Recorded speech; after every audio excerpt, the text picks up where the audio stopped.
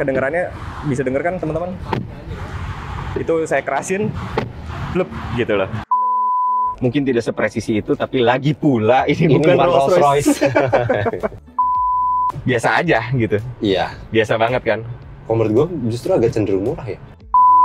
Seperti janji kita sebelumnya, kita mau ngeliatin seberapa bagus sih emang sebenarnya kualitas dari mobil-mobil Chery ini ya Ki ya? Dari rasa-rasanya, panel-panelnya kayak apa sih? Bener, dari mulai bagus apa sih? Karena ini merek Cina ya? bener, dari mulai pintu segala macamnya. Tapi kali ini kita akan ngeliatin dari point of view gue dan Karim, biar teman-teman bisa lihat lebih dekat dan ngerasain juga. Yap. Oke, ikutin terus kayak apa detailnya.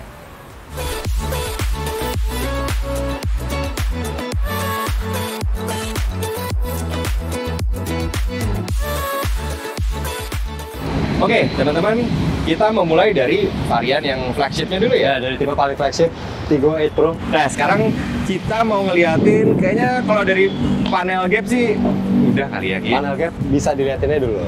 Bisa dilihatin dulu. Nih, teman-teman lihat, memang cukup rapi buatannya. Ya untuk detail-detail seperti ini ya semua mobil mungkin nggak melulu ini ya. Ya, benar. Terus ada detail-detail seperti ini nih teman-teman di depan tuh. Nih kita mulai dari luar dulu ya. Jadi ada Tiggo LED Technology. Itu lampunya nggak norak gitu. Ya. Walaupun di embos-embos seperti itu. Tapi yang mengesankan dari mobil ini tuh sebenarnya adalah buka kap mesinnya ya. Jadi ada dua bukaan gitu. Dan ini kan teman-teman kalau di sini nggak ngelihat ada tuasnya karena ini tinggal dibuka. Diangkat aja. Dan dia pakai dua shock. Betul. Ini shock yang kiri, ini yang kanan, dan kekuatan shocknya memang cukup kuat dan berbobot gitu teman-teman.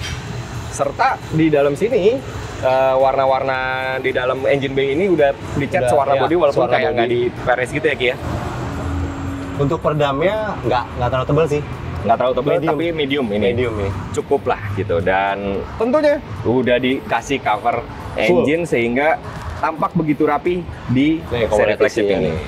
Teman-teman, ini 1,6T GDI itu bukan diesel ya. Ini mesin bensin yang 1600 cc turbo. Betul sekali. Sekarang kita langsung aja Kilah masuk ke dalam karena kalau dari luar sih teman-teman juga udah bisa lihat kualitasnya memang cukup baik.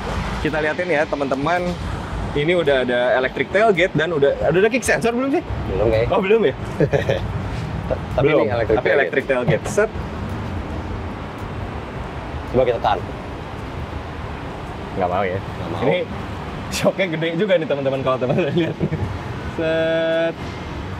Dan secara finishing di sini teman-teman bisa lihat juga. Bludru. Bukan bludru ya, iya agak bludru sih. Iya, rapi. Kalau dibuka gimana? Ini ada untuk ininya. Iya, kalau lagi nggak dipakai ya. Ya, untuk storage kalau lagi nggak dipakai. Dan ini mekanikalnya tuh pelipatan dan segala macamnya rapi-rapi aja ya. Yap. Ternyata ini juga nih teman-teman bisa lihat kan. Letternya tuh bagus gitu. Walaupun mungkin ini bukan genuine letter ya, tapi cukup bagus lah. Wah, ternyata teman-teman AC-nya sampai ke row ketiga. Nih, bisa dilihat juga kan. Kiri kanan ada. Set. Dan proses nutupnya juga oke lah. Dengerin lagi blupnya. Nah, blup. Teman-teman lihat sebelum saya masuk, ini pintunya benar-benar solid dan kedengarannya bisa denger kan teman-teman? Itu saya kerasin, blup gitu loh. Pintunya ya? Pintunya cakep. Jadi ada bobotnya sih buka pintu ini, kerasa berat. Ini berat yang enak. Bener. Bukan berat kreyet. Bener, sepakat. Ini jadi kalau mau dibilang mobil kaleng, jujur aja menurut kita susah sih untuk ini disebut. Nggak bisa dibilang kaleng sih gitu. Ya. Ini cukup solid buatan-buatannya. Kalau jangan tutup dulu. Oh bener. Ini kita mau ngetes nih teman-teman. Teman-teman bisa dengar kan ini suaranya agak sedikit masuk-masuk dari luar, banyak kendaraan karena kita lagi di pinggir jalan Sudirman ya Ki ya. Dan ayo kita tutup bareng-bareng pintunya. Berasa kan kedapnya? Berasa kan? Gue ini berasa. Berasa banget kan? Ini kita di pinggir jalan Sudirman yang rame. Terasa kedap aja sih. Iya. Terus kita coba nyalain mesinnya. Ada memory seat ya tadi ya. Ini memory seat, jadi dia ngikutin sendiri.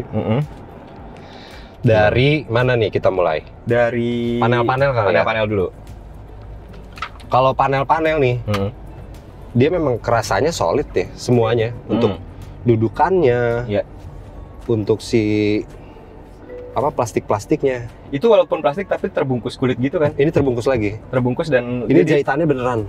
Dan jadi punya kayak kesan empuk gitu nggak sih di sebelah sini? Ya, jadi soft touch. Iya. Terus panel ininya, ya walaupun dia imitasi ya, panel bikinan. Maksudnya dari plastik dengan motif aluminium. Ya, tapi cukup bagus. Juga detailnya bagus juga sih. Asli. Terus ininya handle pintunya. Ya. Dia juga plastik sih.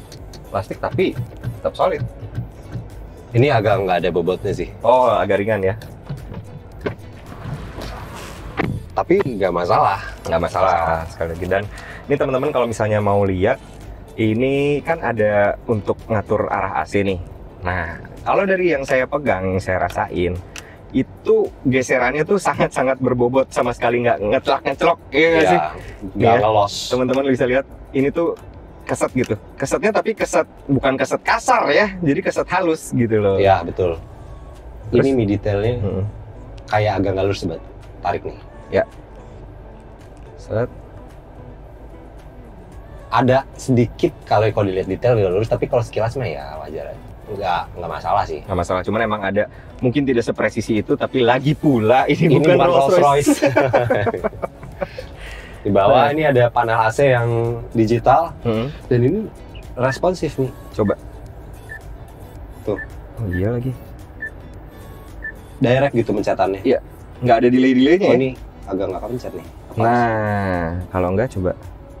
Yang sini sebenarnya responsif juga teman-teman, jadi emang harus agak ditekan lama dulu, set, baru dia ngikutin. Ada delaynya, namanya juga digital, cuman atau karena lu pencet. Coba deh. Nah, yang sebelah kanan juga ada delay-delaynya, Ki. Ada, tapi ada banget. Nggak masalah. Nggak masalah, tapi yang penting sisanya cukup responsif. Selain ada pengaturan AC digital, masih ada pengaturan angin dan suhu yang berupa tombol fisik. Iya, dan ini kayak di Mercedes nggak sih? Iya lagi. Ininya tuh kayak di GLA. Iya, bener.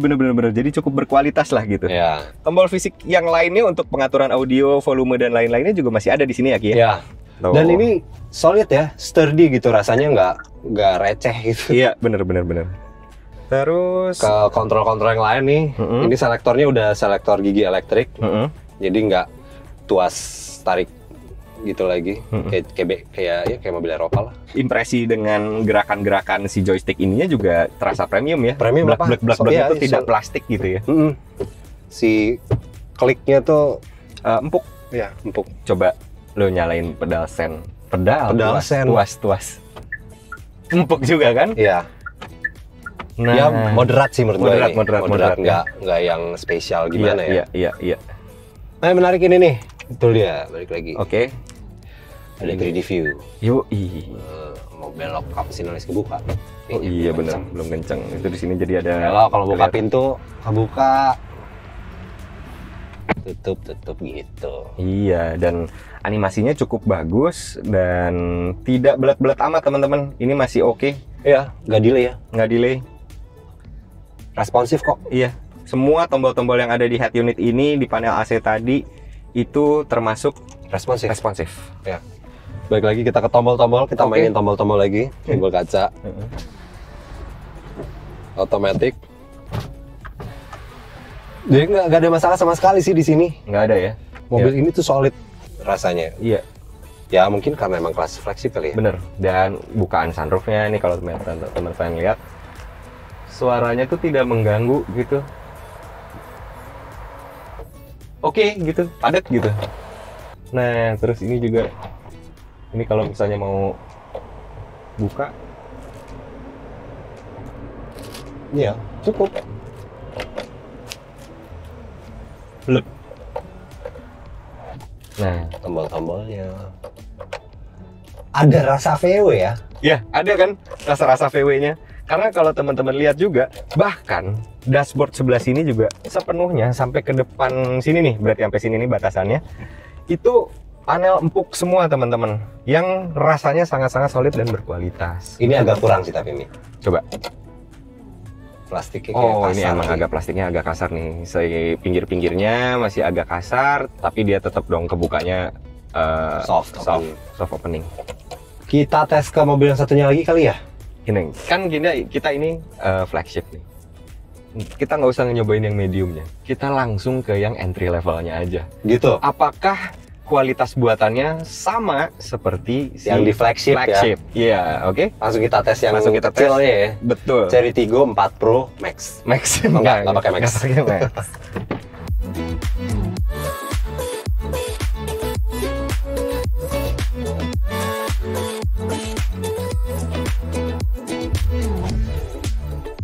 Kita mulai dari depannya lagi nih, Ki.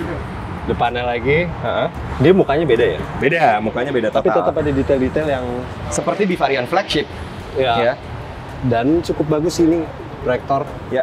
LED proyektor. LED proyektor. Terus teman-teman lihat juga nih ada embosan seperti di seri flagship tadi, LED technology. Nah, ya. Kita ini buka kap mesinnya sama nggak nih? Kalau tadi di seri flagship itu kan buka kap mesinnya tinggal angkat doang karena dia pakai double shock gitu kiri kanan. Nah, memang kalau misalnya di seri kelas bawah itu belum dikasih, masih pakai stick biasa.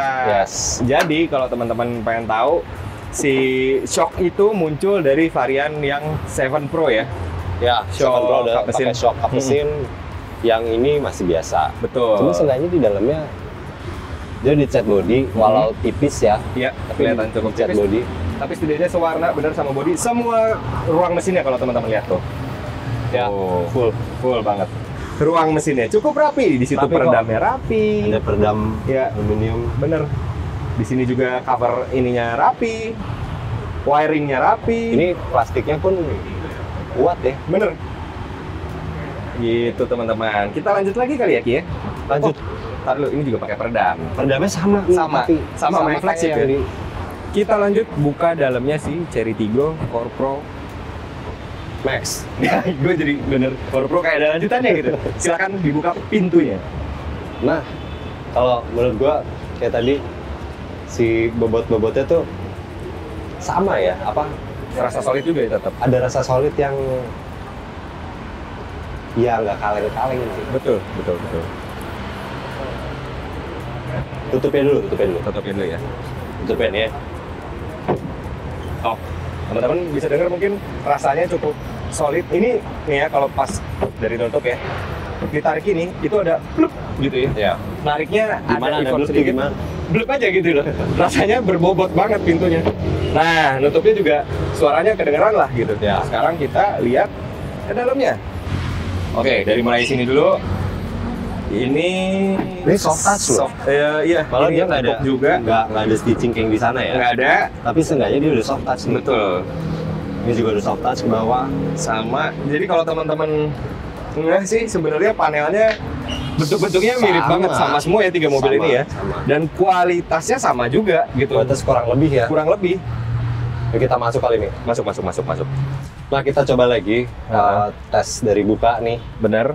Kedap pakai apa sih? Ini teman-teman biasa ya, denger kan suara-suara masuk nih, dua-duanya pintunya kiri kanan kita buka. 1, 2, 3. Berasa kan kedapnya juga? Tapi mending yang itu. Mending yang itu ya. 8 Pro ya. Jauh lah. Iya, si 8 Pro ternyata memang punya kekedapan kabin yang jauh lebih baik daripada yang 4 Pro. Tapi yang 4 Pro ini juga memiliki kekedapan yang tidak kalah baiknya gitu loh sebenarnya, apalagi kalau misalnya dibanding sama rival-rival sekelasnya gitu. Bahkan menurut gua ya Ki ya, di dalam ini kualitas interiornya tuh tidak dianaktirikan walaupun dia trim terbawah gitu loh. Tiggo trim terbawah. Salah satunya teman-teman bisa lihat nih, ini empuk semua. Tuh. Sama ya? Sama, empuknya sama di flagship loh. Yang ke bagian ini pun sama soft touch. Bener. Dimana rivalnya Hyundai Creta itu gue pernah nyobain gini, plastik aja total, plastik keras. Plastik semua ya? Iya. Kok kita bandingin Creta, bener. Memang dia plastik semua. Kalau HRV dia ada campurannya. Ada campurannya, tapi entah kenapa gue masih berasa lebih solid ini. Nah ini soal pengaturan arah AC itu juga padatnya sama. Karena menurut gue ya, ini desain dashboard atau mungkin dashboardnya sendiri Sama juga ya. sama dengan di flagshipnya. Betul. Kurang lebih gue setuju juga sih dengan itu. Dan di sebelah sini juga ya Soft touch. ininya apa namanya, persepsinya sama lah dengan desain yang ada di varian flagship gitu loh. Persis sih. Persis. Sampai ke sininya nih. Bener. Ini tombol-tombolnya juga persis. Jadi kalau teman-teman mau beli yang flagship atau yang termurah, yang paling dapat satu impresi yang serupa gitu sebenarnya. Teman-teman itu tadi ngelihat di situ pada pakai joystick kan? Ya. Nah, kalau di sini kan masih transmisinya masih pakai tuas konvensional. Ya, gimana tuh rasanya nih?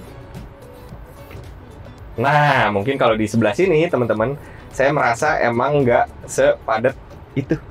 Biasa banget. Pindahnya tuh biasa tidak ya. nggak ngeklik yang empuk banget gitu loh. Coba gue cobain deh. Biasa aja gitu. Iya. Biasa banget kan? Kalau menurut gue justru agak cenderung murah ya. Iya, cenderung agak murah di kerasanya. Rasanya ya. Ini shifternya kan ini CVT. CVT tapi ada 9 speed virtual. 6, sorry. Dia tuh nggak klik. Nggak solid amat tuh, agak. Justru nggak klik nih. Iya bener. Di sini sih ada kerasa murahannya. Nih ini juga nih. Si pembungkus tuasnya juga tidak sepremium itu. Rasanya kan kalau tadi kita pegang premium gitu. Nah, tapi untungnya konsolnya walaupun dia trim termurah, solid teman-teman. Ini digoyang-goyang juga solid ya. Solid. Terus di sini juga karet nih, teman-teman. Ya, untuk naruh cellphone. Enggak, itu bisa, belum kekulik. Tapi at least di daerah sini kalau misalnya teman-teman penasaran, itu hampir nggak ada bedanya mau di flagship, medium sama di 4 Pro ini. Rasanya hampir sama. Iya, tapi beda dimensinya ini. Beda dimensi aja, tapi rasanya itu dan desainnya itu kurang lebih serupa. Begitu juga soal pergerakan tuas-tuas sen.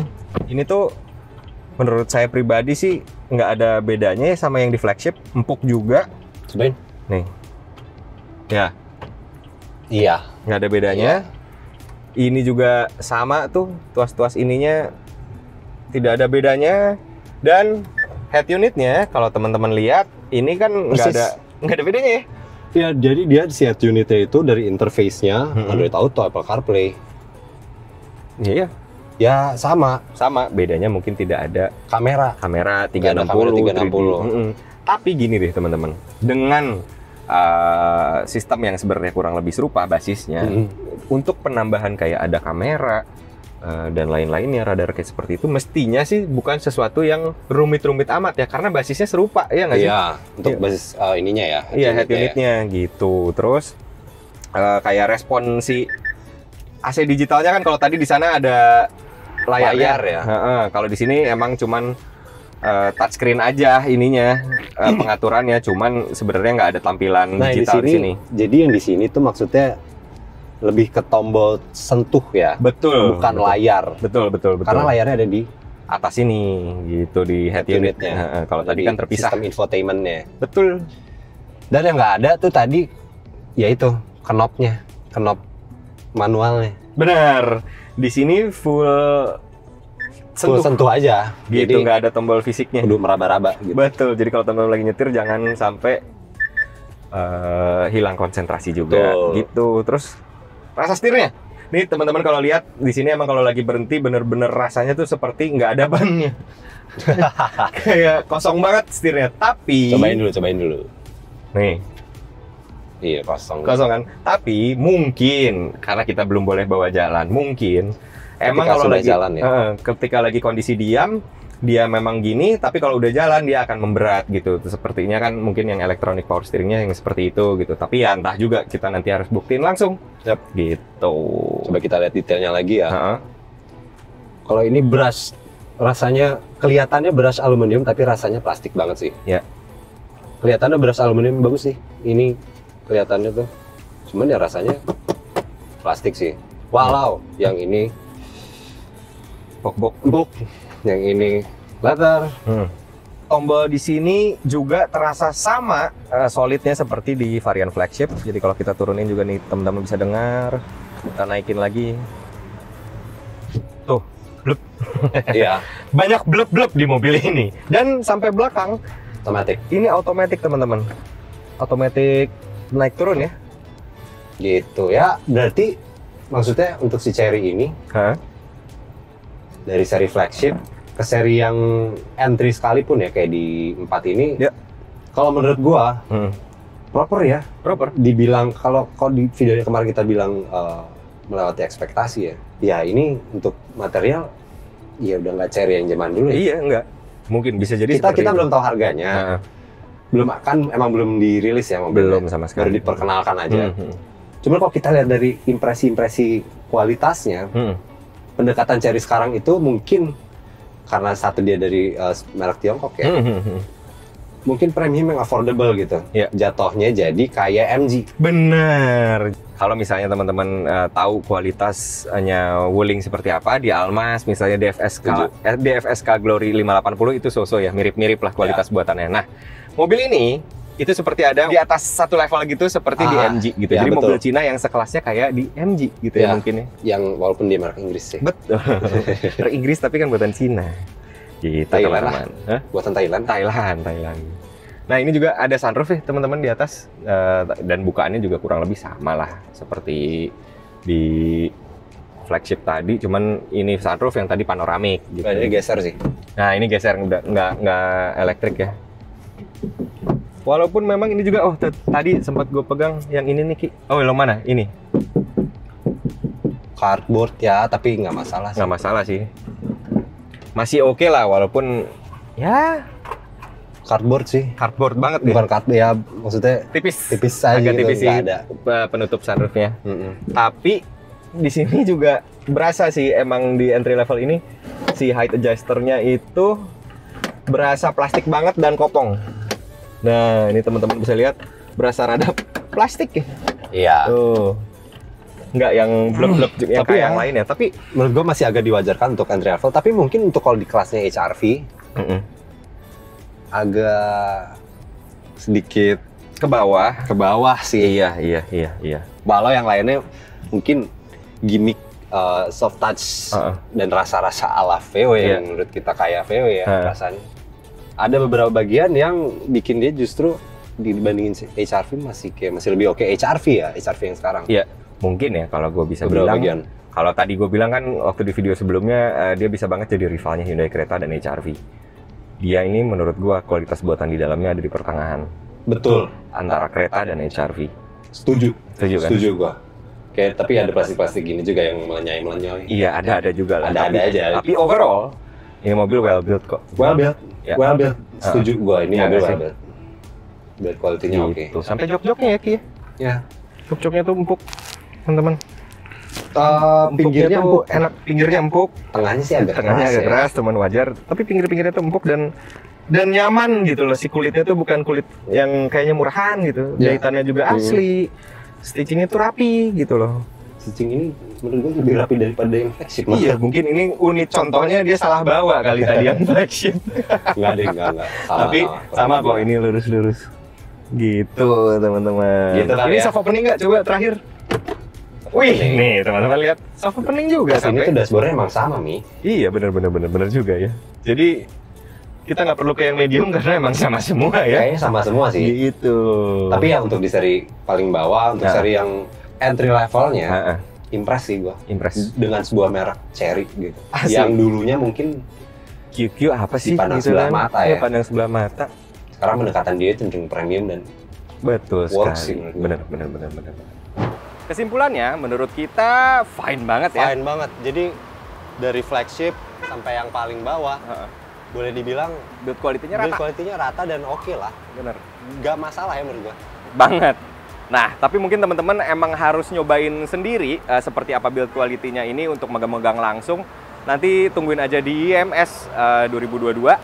Ya, karena mobil ini tiga-tiganya kabarnya akan dipajang ya? Akan dipajang walaupun masih dalam konteks perkenalan. Dan ada mobil listrik juga katanya. Yoi, bener. Makanya stay tune terus, tungguin berita-berita di autofan.co.id, di YouTube kita juga. Dan kalau mau lihat berita motor, ada bisa di Motofan ya, channel Motofan. Betul banget, gitu. Gue Helmi Alfriandi pamit. Saya Ahmad Karim pamit. Ciao.